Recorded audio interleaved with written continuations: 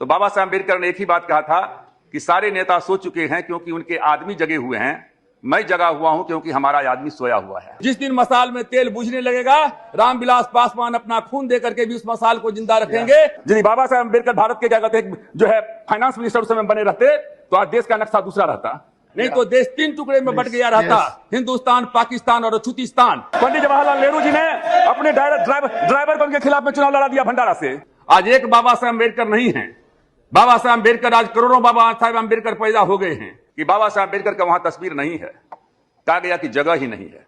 14 अप्रैल को हम लोगों ने 3 काम किया था 1990 में। हम आज भी नहीं चाहेंगे गांधी जी राष्ट्रपिता हैं, गांधी जी सब चीज से ऊपर हैं।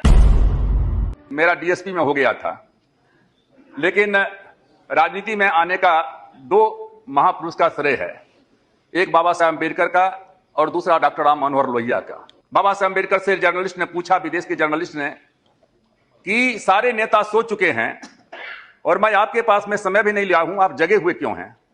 तो बाबा साहब अम्बेडकर ने एक ही बात कहा था कि सारे नेता सो चुके हैं क्योंकि उनके आदमी जगे हुए हैं, मैं जगा हुआ हूं क्योंकि हमारा आदमी सोया हुआ है।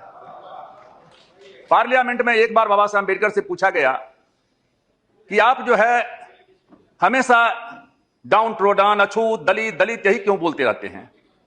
उन्होंने कहा, मैंने संविधान बनाया है, लेकिन इसके बाद मैंने जीवन का एक ही लक्ष्य रखा है। पार्लियामेंट में 543 मेंबर हैं, हर मेंबर एक एक लक्ष्य बना लें तो देश की कोई समस्या अछूत नहीं रहेगी। और मैंने अपने जीवन का लक्ष्य अछूतपन निवारण का, दलितों का बनाया है।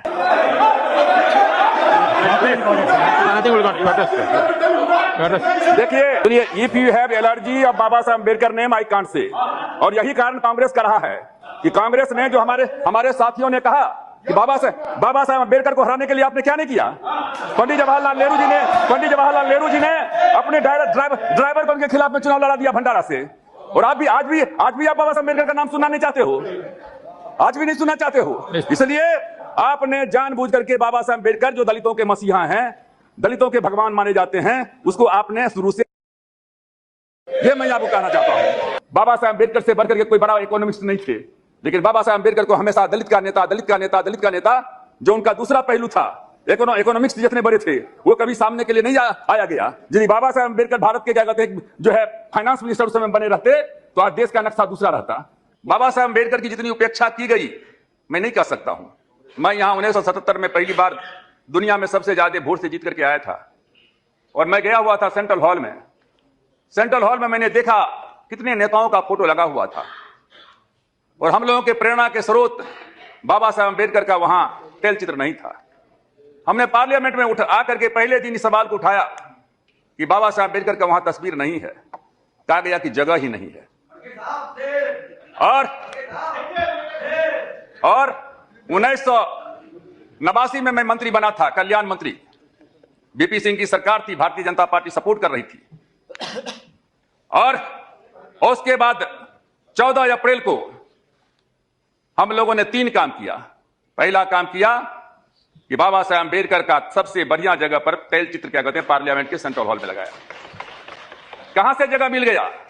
जब दिल में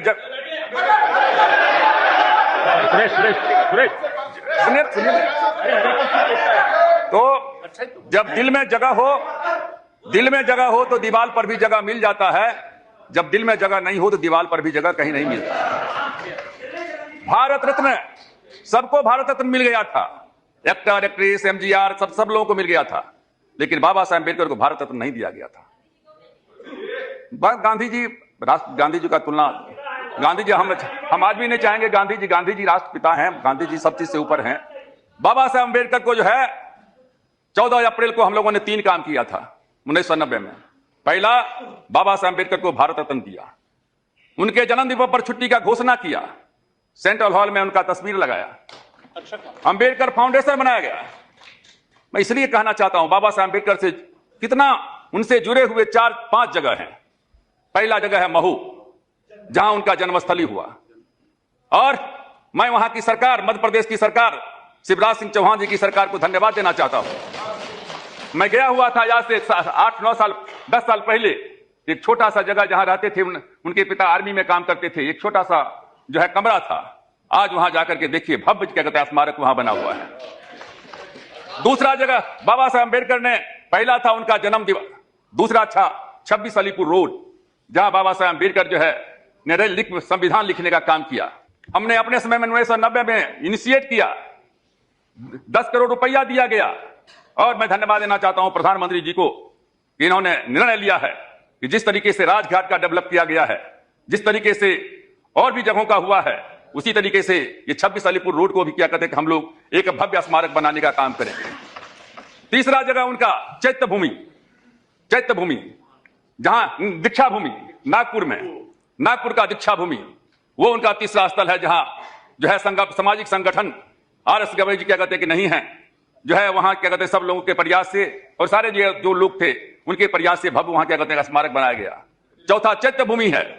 चैत्य भूमि हम लोग यूपीए के समय में भी जो है मांग करते रहे थे, लेकिन मैं धन्यवाद देना चाहता हूं प्रधानमंत्री जी को कि 12 एकड़ जमीन जो इंदू मिल का जमीन था, इंदू मिल का क्या कहते हैं जमीन, 12 एकड़ जमीन जो है वो राष्ट्रीय इंटरनेशनल स्मारक के लिए दिया गया और 425 करोड़ रुपया जो है उस स्मारक के निर्माण के लिए जो है घोषणा किया गया। पांचवा लंदन, जहां तीन मंजिला मकान, जहां बाबा साहब अम्बेडकर 2 साल तक रह करके वहां उन्होंने शिक्षा ग्रहण करने का काम किया था, पढ़ाई करने का काम किया था। मैं महाराष्ट्र की सरकार को और प्रधानमंत्री जी को धन्यवाद देना चाहता हूं कि जाकर करके जो है उस मकान को उसका काफी क्या कहते हैं 4 लाख ये कितना बिलियन उसका क्या कहते हैं कि मिलियन पाउंड है, उसको जाकर के वहां खरीदने का काम किया और प्रधानमंत्री जी वहां गए और जाकर के उसको उद्घाटन करने का भी काम किया। ये जो हमारे 9 बुद्ध थे जो बाबा साहब अम्बेडकर के साथ में धर्म परिवर्तन किया था, लेकिन उनको हमेशा से मांग होता था कि आरक्षण दो, आरक्षण नहीं दिया गया था और हमने जो है 9 बुद्धों को आरक्षण देने का काम किया। आज एक बाबा साहब अम्बेडकर नहीं है, बाबा साहब अम्बेडकर आज करोड़ों बाबा साहब अम्बेडकर पैदा हो गए हैं, करोड़ों पैदा हो गए हैं। हम लोग बाबा साहब अम्बेडकर के मसाल को अपने हाथ में लेकर के चले हैं। बहुत साथियों ने कहा कि हम आंदोलन करेंगे, हम लोग भी आंदोलन करना चाहते हैं। हम लोग मसाल को लेकर के चले हैं। जिस दिन मसाल में तेल बुझने लगेगा, रामविलास पासवान अपना खून देकर के भी उस मसाल को जिंदा रखेंगे। लेकिन ये प्रमोशन में आरक्षण या दलित वर्ग का जो आरक्षण का मुद्दा है वो संवैधानिक देन है, वो पूना पैक्ट का है। नहीं तो देश 3 टुकड़े में बट गया रहता, हिंदुस्तान, पाकिस्तान और अछूतिस्तान, ये बट गया रहता। इसलिए जो लोग इस तरह की बात करते हैं वो देश को कमजोर करने की बात करते हैं।